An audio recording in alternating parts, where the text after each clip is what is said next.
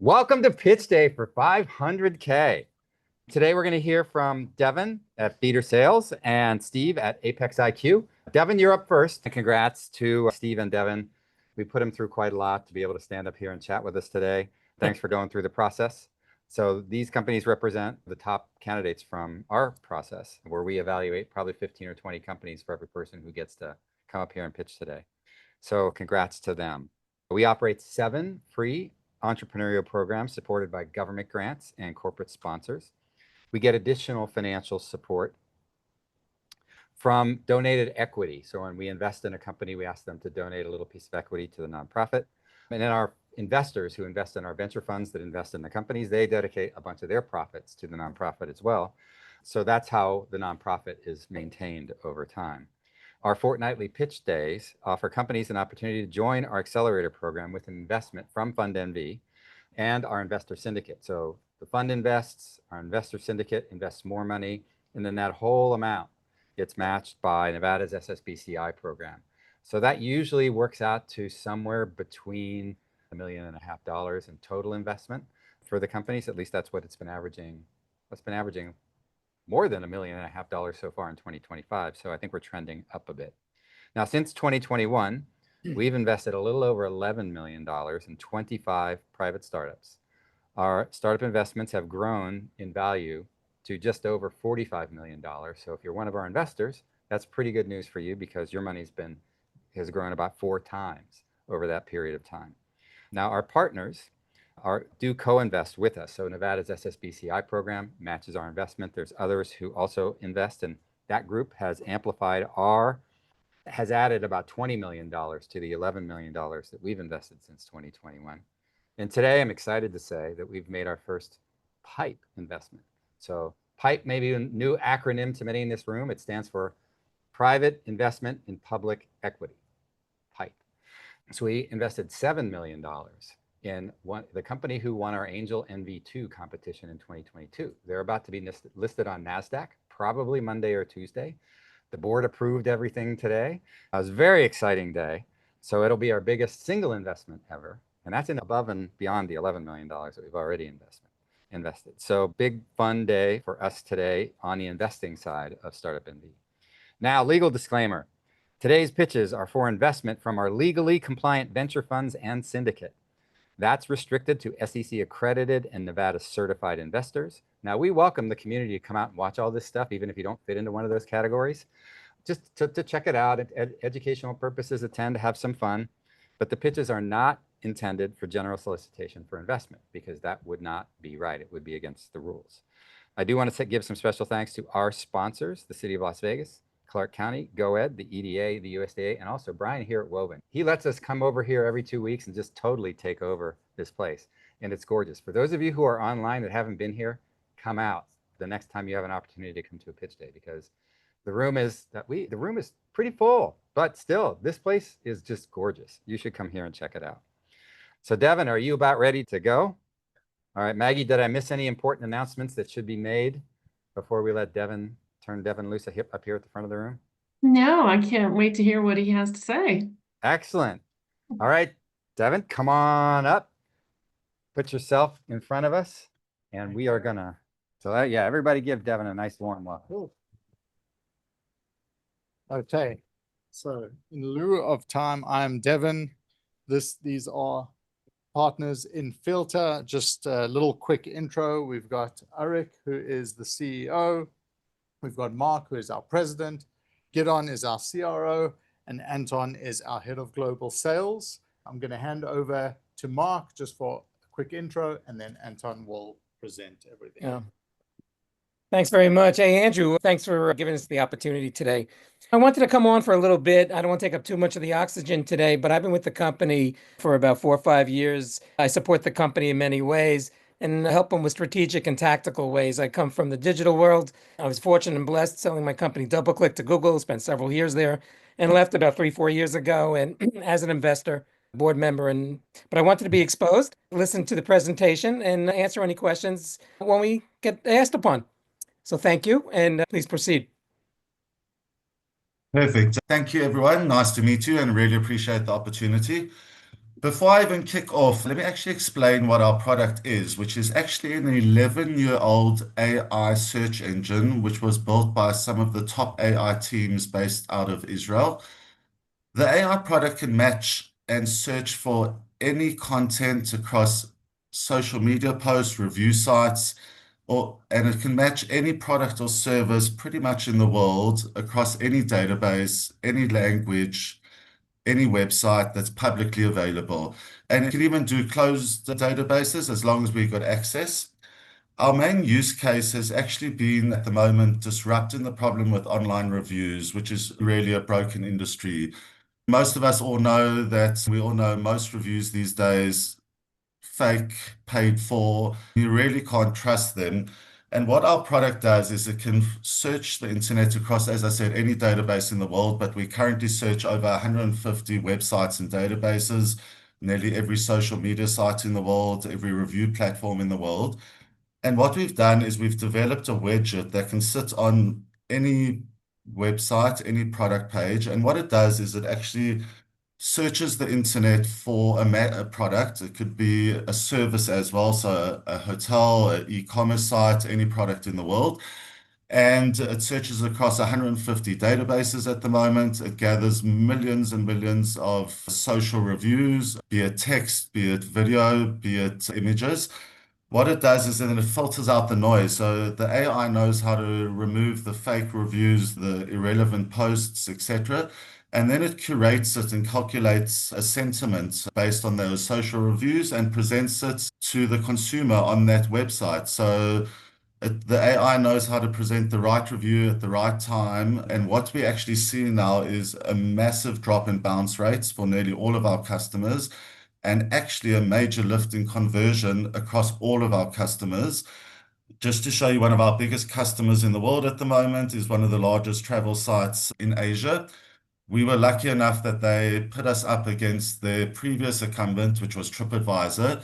And nearly in every single measurement, we continue to be TripAdvisor. We've got an 80% increase on-site conversions, 50% increase in user engagements, 9% lift in revenue. So overall, we had a 36% increase in conversion over the full period of the A/B testing, so much so that they've actually kicked TripAdvisor out of their business, which has really been a great win for us. And I just want to pause there. I know we only got 6 minutes, but I just want to make sure everyone's on the same page. No questions for now.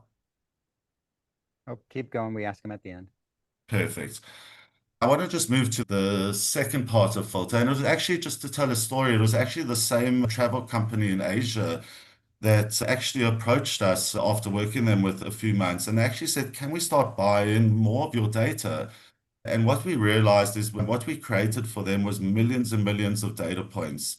So much so they wanted to start buying all our price feeds from us so we could tell them how their pricing is comparing to all their competitors across the open internet.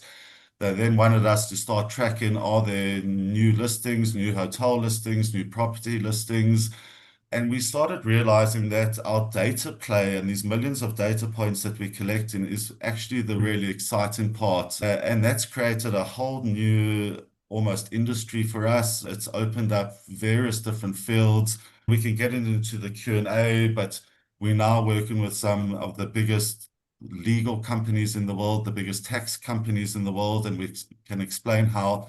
But I really wanted to get on to what we do now, which kind of led us to a chat with WPP and Coca-Cola over the last couple of months.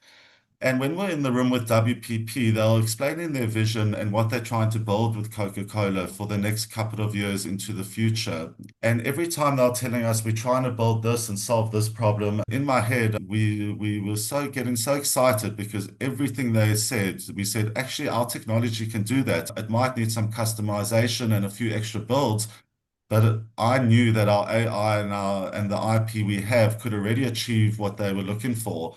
So we actually have currently two big opportunities we're working on with WPP in conjunction with Coca-Cola. One's with the Coca-Cola social media team. And what they're looking to build over the next couple of years is, one, they wanted to be able to measure what is the sentiment around the world, be it in any city, any country, any town across the globe. of Coca-Cola versus their competitors. So Coca-Cola versus Pepsi. They wanted to know, is there positive sentiment in Las Vegas today versus Pepsi? Is there positive sentiment in Stockholm today against Pepsi? And then why are those sentiments either positive or negative? And which social media accounts are amplifying that and what people are saying that's leading to the sentiment. Then they wanted us to start tracking for them who are the up and coming big beverage brands they need to watch out for. Like they always use the Liquid Death example that they missed the boom of that. But we would have picked that up with our technology, crawling the internet for what people are saying, what people are talking about, and we would have been able to tell them who are the up and coming drink brands, do they track them to buy them, who should they be looking to buy potentially, and not just that, we can tell them which social media accounts or which influencers are amplifying these new brands in the market. Then they started talking about culture matching engines. So if people are skateboarders that are drinking Coke, where are they spending their time? Is it on YouTube Shorts? Is it on Instagram to try guide where they should market and what should be that look and feel of that marketing, depending on which audience and which platform that they want to go towards. And then one of the most exciting things, which they believe no one else in the world has been able to solve, and we actually are able to do it. It does require some customization, but is actually reading sentiment in video without any metadata being involved, which is something that we're working on. The technology is ready, it just has to be customized. But according to them, it will be one of the first of its kind. And then at the same time, I'm not sure if you're aware, but Coca-Cola and WPP have launched a joint venture. It's called Studio X. And there, it's similar to what the social media team wanted to do, but they're actually looking to unlock global trends. So nothing to do with Coca-Cola specifically. They want to be monitoring the world, every town, city, country in the world, and they want to know what are people watching, what are people eating, what are people talking about. And this is something our platform can do really easily. We are already doing it. We're pulling in sentiment from over 150 different data sources or databases or social media sites at the moment. But the big thing with us is it could be millions of data sources. The difference with us and some of our competitors is most of them are purely, or all of them are purely using APIs and integrations, and a lot of them are buying great data. While we do use some APIs, we actually don't need APIs. Our platform is completely agnostic away from APIs. So as long as it's an open database, we can match and fetch content from that database. Just, I know we're running out of time. Just so you're aware, we've just signed an MOU with a company in the US called Catapult. They have a platform that has over 40,000 dental clinics that are currently using their platforms. What they want us to build out for them is a product that can tell every single dentistry the pros and cons and what's happening in their clinics. And they want it to be a great price point, that it's a no-brainer for every dentistry to be paying a monthly fee to understand what the consumers are saying about their thing. And just to finish off, now just imagine we can now tell Caesars why they're losing, why they're winning, what are people saying about them on the strip, why they're losing to every hotel. We can start telling Las Vegas why they're losing to Atlantic City. What are the pros, cons? What do they need to fix? And this is all based on the public and user-generated content and sentiment. And I see I'm out of time, so I'm going to stop there. Thanks so much. Two fascinating presentations today. So thanks everyone here in the room for joining us today. A couple of quick reminders as we're wrapping up. Investors, if you like some of those stats that I recited at the top of this presentation, head over to Startup NV and just say, I'm an investor, and you can follow a workflow through there and get involved in our Fund NV2, which is our pre-seed fund that still has about 40% of the money left to be invested. And 1864 has about half. So we're raising $2 million for Fund NV2, $10 million for 1864 to continue to invest in pre-seed and seed companies. Most, for Fund NV, all based in Nevada. For 1864, I'll say most based in Nevada. We also operate the Sierra Angels, which is a traditional angel group. It's been in Incline Village forever up in Lake Tahoe. We are expanding it to Las Vegas. So everybody who wants to get a little piece of Lake Tahoe here in Las Vegas, check out sierraangels.com and follow through there as well. So once you're involved in any of those things, you become a part of our network or our syndicate, which is about 500 people strong right now. So you get access to all kinds of interesting deals, just like some of the ones you saw here today. So if you're an investor or founder, visit us at startupnv.org to get started. And thanks again to Steve, Devin, and his team for coming out today, and to everybody who dropped questions in the queue. There was a whole bunch of folks asking questions, and I think Maggie got to most of them. So thanks for doing that. Now, little program update. We usually do this every other week, or like I like to call it, fortnightly. I'm trying to get that word back into American English so the Brits don't totally dominate on that word. Next time we're in 4th of July week. So we're going to skip that week. So we'll be back here again in 4 weeks with 2 additional Nevada startups. And until then, take care of yourself. And if you can, someone else too. We will see you back here in 4 weeks. Have a great time.